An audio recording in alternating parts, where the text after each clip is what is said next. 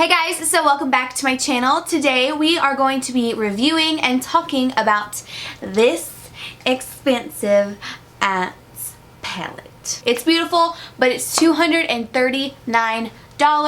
I compared this to two other high-end palettes that I have, at least the most high-end that I'm pretty sure that I've purchased. I'm going to be swatching it, telling you the differences, telling you what I like, what I don't like, and if you should purchase this or not. So if you want to see some details about this palette, then let's just go ahead and get started. I purchased this palette a few weeks ago because I was on Sephora, and as I was just browsing through Sephora, I saw this palette and I was like, oh my god, that looks gorgeous.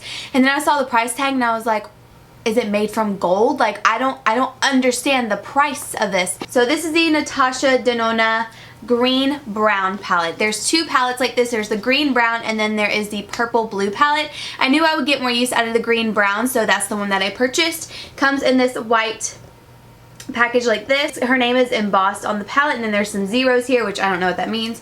I haven't really looked too deep into this palette. I've just done a little bit of research. Don't hate me for it. You open it up and then you have a nice mirror right here. You have this little slip with the names on it, and then you have your shades. As you can see, I have been using this palette a lot. This has been pretty much my main palette that I've used these past couple weeks. If you've seen me wear a really glittery eye, something really smoky, dramatic, I actually did do a tutorial with this, which I will link down below and also right here. I've just been wearing the hell out of this product just because I wanted to test out a bunch of different eyeshadows, see what I was feeling, and just everything like that. So I believe this little thing, there's like little indentions right in here where you could just rip it out, but I like to keep it because these shadows do have some fallout, so I like to keep it that way the mirror stays a little bit more clean and it's not going to get completely messy here on the front part of the palette. I wrote some stuff down. So if you see me looking down, that's what it is.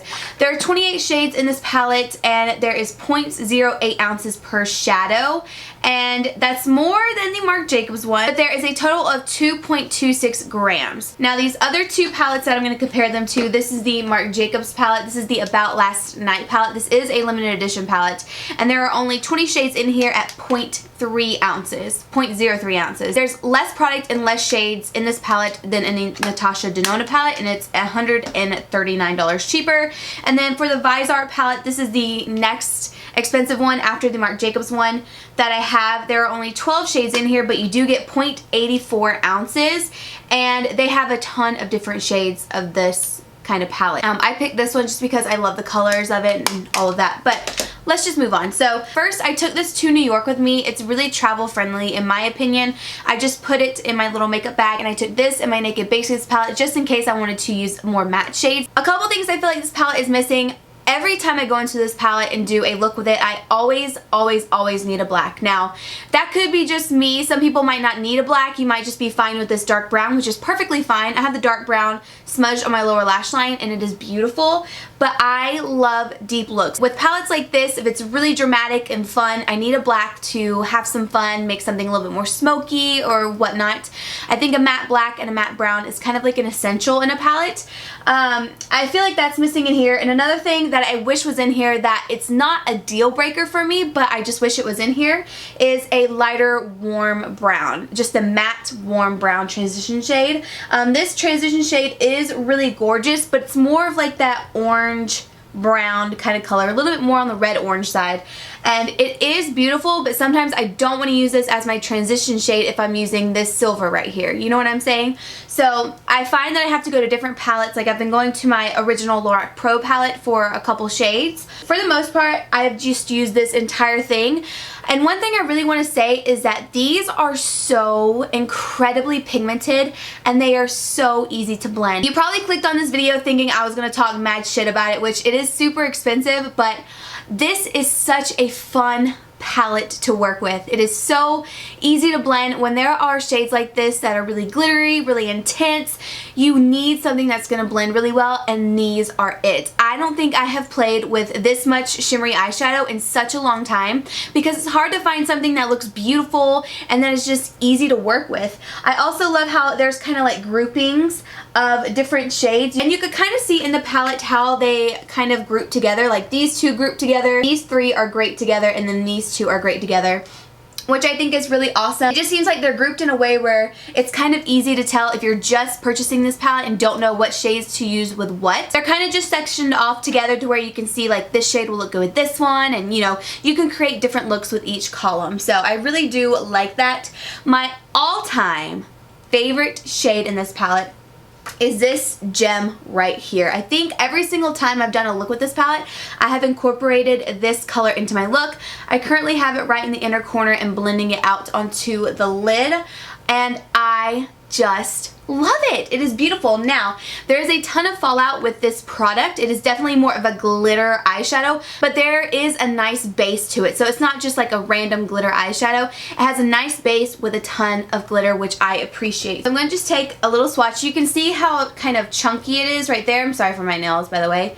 You can kind of see how chunky it is, but once you blend it out or put it on your lid, it is absolutely stunning. But that's what it looks like right there. It is just so beautiful. The one thing that I love about this palette is it makes me want to use color and try out different things. That's what I love the most about it. Like, I'm not usually into like green, browns, or iridescent colors, but this palette makes me want to play with them, and this palette makes it fun because it's so easy to use. Another one of my favorite colors is this one right here. I have this one all over my lid, and it is just stunning. This is definitely more of a shimmer. It has a little bit of glitter in it, but it's definitely more on the shimmer side. When you see this one up close with the other one, you'll see the texture difference. You can kind of see the top one has a little bit more texture, a little bit more chunky glitter in there, and the bottom one is definitely more of a shimmer. So that's the difference between those two. For me, the only shadow that really like stands out as like glitter is my favorite one right here. The rest of these are more of like a shimmer with like a little bit of glitter, but not that chunky at all.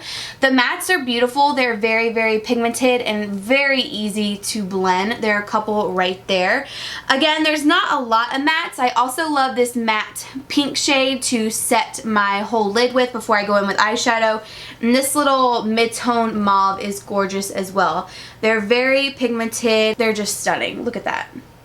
They're so pretty. When I put my brush into this palette, I don't have to dip multiple times. I can just go in 1 or 2 times and I can have the amount of color that I want because it has such great pigmentation. Now, one thing I do recommend, this is kind of like my personal preference. You don't have to do this, but I feel like if you want to go the extra mile and make sure everything stays locked in with the shimmer and the glitter in this palette, I would definitely use a glitter adhesive. I love the Too Faced glitter glue. It's just one of my favorites, and whenever I do a full-on shimmery lid like this, I always put that down first and then put whatever shimmery color on top, just to really make sure it's locked in. I don't get fallout throughout the day or anything like that. I love this as a brow bone highlight. I think it's absolutely beautiful. It is what I have on right now. Very, very easy to blend. This is definitely a palette that you can use year-round.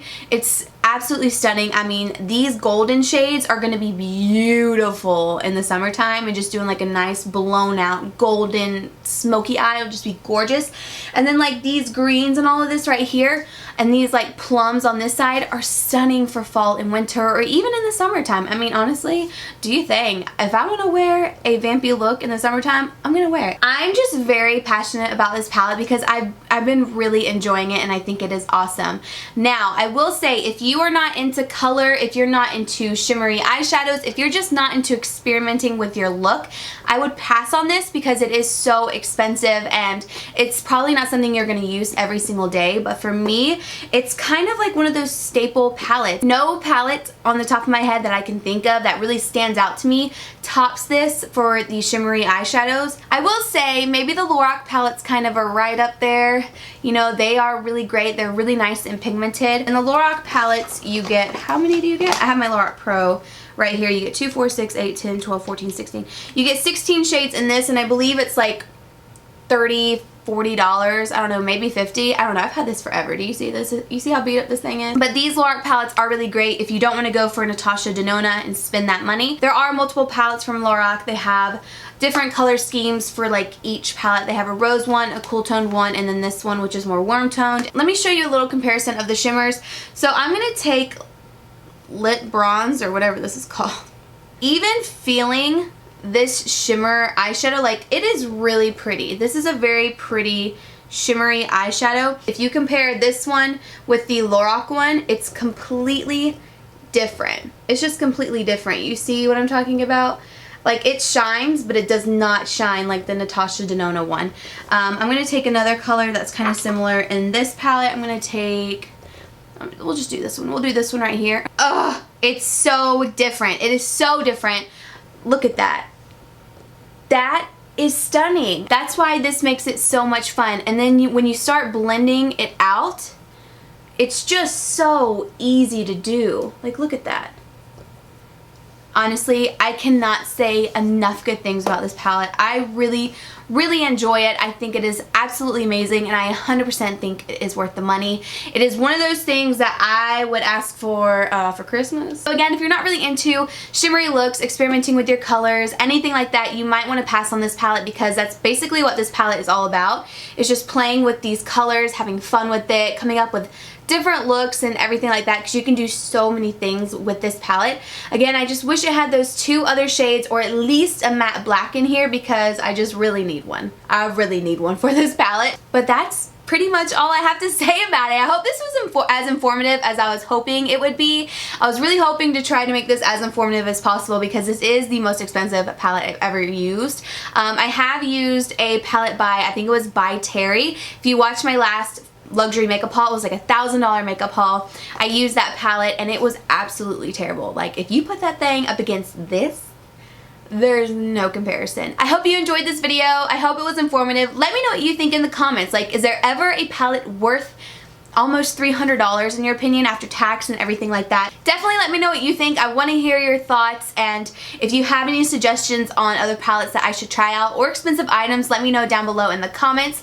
I'm definitely harsh on my luxury makeup purchases, the ones I spend a lot of money on. It's a lot of money, you know, and not everybody wants to spend that kind of money on some makeup, you know. You could buy a hella nice outfit for this. Thank you guys so much for watching. Don't forget to like and subscribe, and I will see you all in my next video.